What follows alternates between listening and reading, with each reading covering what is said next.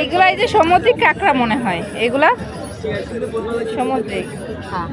আমার সিঙ্গেল উঠায় না, আমি ভিডিওটা ছাড়বো তো, আপুরে উঠানোর দরকার নেই। আপুরে এমনি আলাদা করে দিয়েন। আমরা আগে একটু ভিডিও করি, তারপর দাম শুনি নাকি।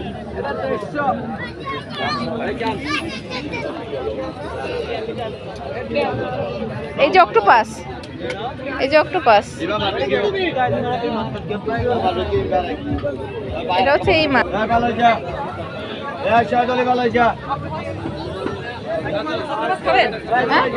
আমি জীবনে খাই নাই, আমি জিন্দেগিতে আমি খাই নাই আমার লাইফে।